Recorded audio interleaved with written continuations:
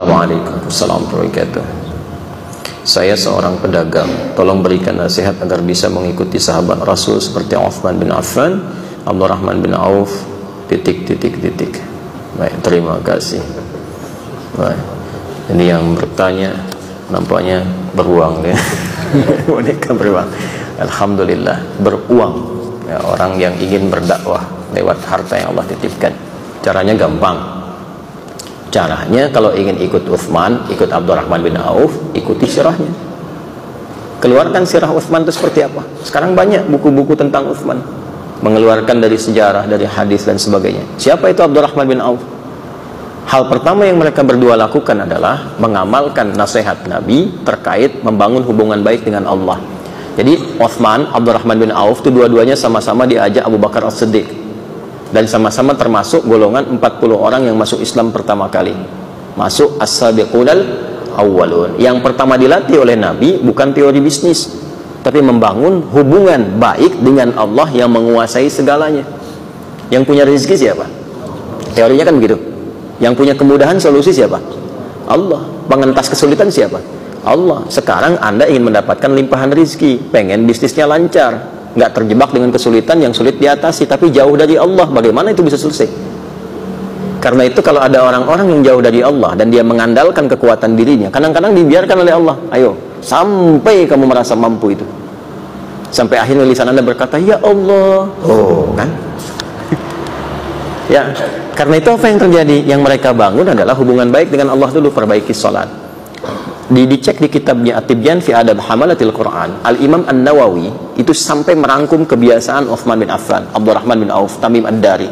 Apa kebiasaan mereka? Tidak pernah meninggalkan tahajud dan dekat dengan Quran. Itu sampai mereka sukses pun, ketika di Madinah itu sukses bisnisnya, tidak ada yang melampaui kegembiraan mereka kecuali menunaikan sholat tahajud di malam hari sampai khatam Al-Quran. Jadi itu sesibuk-sibuknya masih sempat tahajud, sesibuk-sibuknya. Makanya kekayaannya dianggap biasa oleh mereka. Abdurrahman bin Auf itu pekerjaannya sebulan itu kalau dari hasil penghasilannya itu masih bisa dibagi dengan penduduk Madinah. Sepertiga dari penduduk Madinah itu ada yang dibantu oleh beliau untuk dilepaskan dari utang-utangnya. Sepertiganya lagi diberikan pinjaman modal untuk berusaha. Sepertiganya lagi yang tidak punya kemampuan keras untuk bekerja disantuni. Jadi semua penduduk Madinah itu mendapatkan bagian dari santunan Abdurrahman bin Auf. Ya, Abu Talhah itu paling kaya di Madinah, tapi ketika dibutuhkan oleh agamanya apa aja bisa diinfakkan. Uthman gak usah ditanya. Ya, aset-asetnya kalau perlu ada yang susah untuk masyarakat dibeli oleh beliau, diwakafkan. Itu kan kisah sumur itu, ya, kisah kebun itu yang sekarang jadi penginapan yang viral itu. Itu pekerjaan mereka. Bagaimana itu bisa terjadi ketika hubungan dekat dengan Allah itu terjalin? Karena itu kalau kita ngaji Kitabul Buyu', bab tentang bisnis, sebelum nyampe ke sana kan dibuka dengan Kitabul Iman, Kitabul Ilmi, Kitabul Shalah. Imannya perkuat dulu, belajar ilmunya yang kuat, ilmu manajemen bisnis, ilmu dagang, supaya tahu bagaimana Islam memberikan spirit kepada perdagangan dan bisnis. Jangan menipu, jangan curang, ini strateginya. Bagaimana bikin objek kita mudah dikenali masyarakat, bagaimana orang senang dengan produk kita, bagaimana orang-orang itu melihat produk itu dengan hati, bukan sekedar dengan pikiran. Jadi begitu datang tuh udah nggak nawar lagi, itu ada. Ya, membangun trust teorinya bagaimana ada. Tapi setelah Kitabul Iman, Kitabul Ilmi, baru kemudian masuk kepada jembatan-jembatan yang kuat. Kitabul Shalah, sholatnya isi. Kan nanti ada sholat-sholat tertentu yang mensupport kepada lapangnya rezeki, seperti sholat duha. Tapi bukan berharap dengan sholat itu ditarik ke dunia, bukan. Otomatis tuh kalau sholatnya benar, Allah lapangkan rezekinya. Ada yang terkait dengan perlindungan. Jangan dikira bisnis ataupun bahkan berdagang akan sepi saingan. Kadang-kadang teorinya, ini di Quran isyaratnya sampai di hadis, akan ada persaingan-persaingan yang kadang-kadang kasar sifatnya. Ada yang ingin menjatuhkan, menyingkirkan, bahkan ingin menzalimi. Itu akan ditemukan.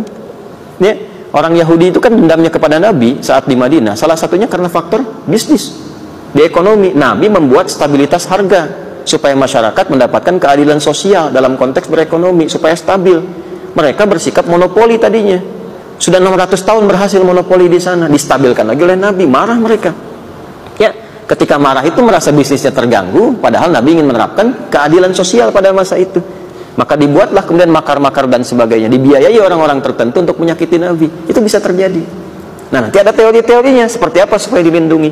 tahajud itu mendatangkan perlindungan dari Allah, bahkan membimbing Anda untuk bersikap proporsional dan profesional. Nanti ada di Quran surah ke-17 ayat ke-79 sampai 81, termasuk 4 keutamaannya. Rabbi adkhilni mudkhala sidqin wa akhrijni mukhrija sidqin waj'alni min ladunka sultanan nasyara.